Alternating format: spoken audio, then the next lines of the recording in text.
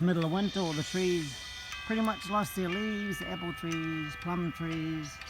But what I come out for, there's more plum trees, fig trees, but come out for is the last of the persimmon. G'day YouTubers. What I wanted to talk about today was 5 things that you can do that might help you prevent injury if you're a beginner runner. Okay, we'll get into it. The first one is warm up before you go for a run. Warm up is always a sensible thing to do.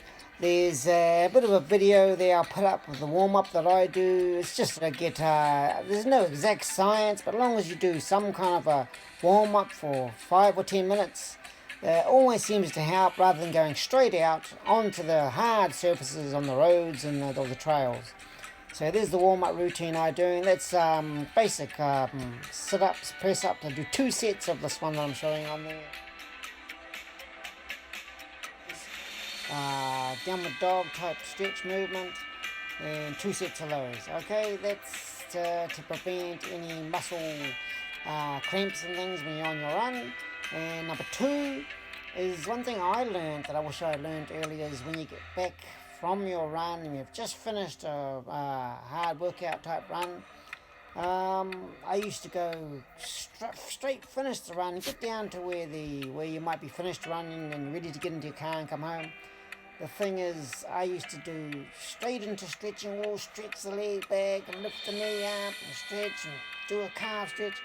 But I found it's I think for beginner runners but especially for people a bit older age group, 30s, 40s up sort of age group, I found that if you only do 30 seconds to a minute of very light stretching, just very light, slow stretch on the thigh, the hamstrings, and the quad stretch, and the knee stretch. That's it. That's all you need to do.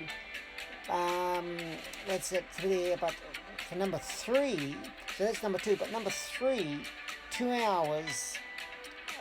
Let's say about 2 hours later or an hour later after your workout, if you've got the time, then you do more stretching. I used to do that same stretching that I just showed before I go for one. I just do that again.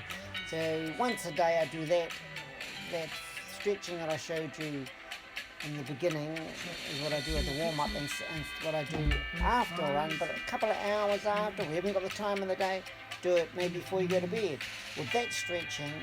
And then 2 sets of those stretchings with the sit-ups and press-ups and the downward dog type stretch movements. Do that after your run, maybe 2 hours or before you go to bed. And if you've also got time, the foam rolling is always really good. You know, I sort of thought, people, what's this about foam rolling? But the more I got into running, you can do it at any time. I reckon it's good to start early if you're a beginner runner. But the foam rolling is excellent for helping you less injury, because if you do foam rolling a few hours after you've done the run or before you go to bed at night, that helps you get out the next day.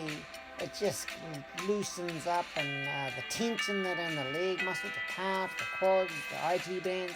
And here's the video that I've got on there. That's the basic ones I do. And some of these are some foam rolling that I've done, that I've seen, that I've researched on YouTube. One important one there is doing the inner thigh, massaging the inner thigh with the foam roller. And that is excellent for preventing any kind of a knee strain or knee damage. But I did have a sore knee a year ago, and discovered that the foam rolling, but adding in the foam rolling of the inner thigh, I don't know, they're all exact scientific methods, but it works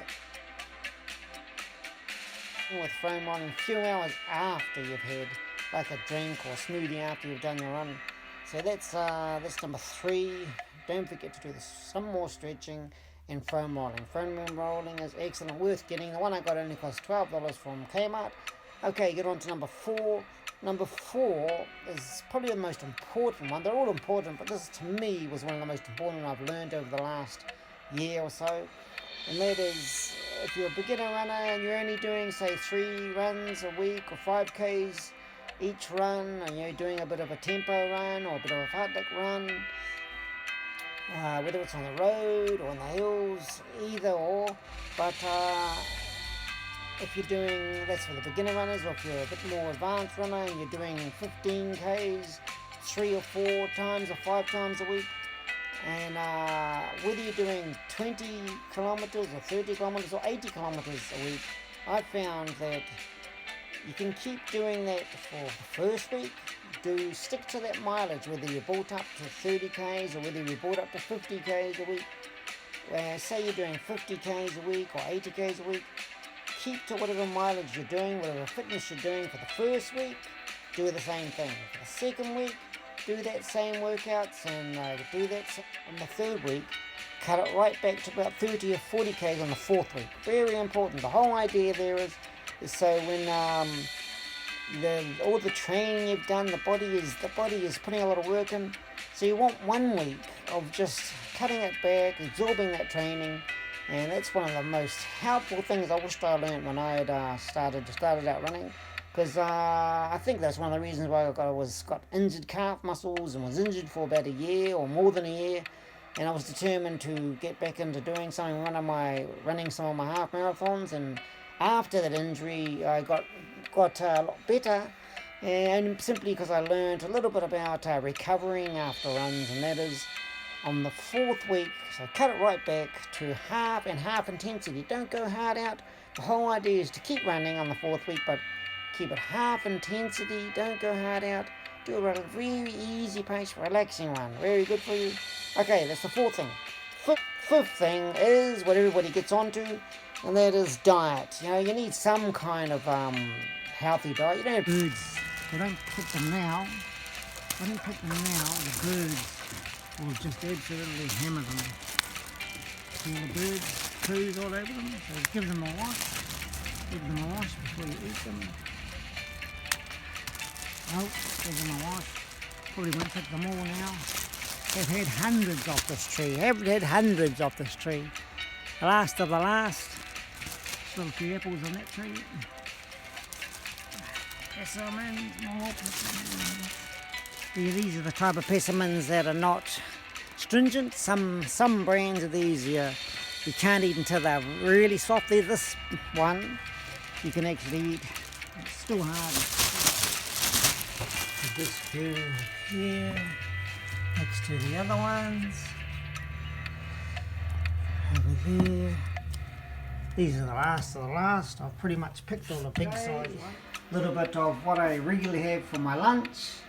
So what I eat in a day, kurma, bit of sprouts, salad I made, chutney, tahini, and hopefully not burnt.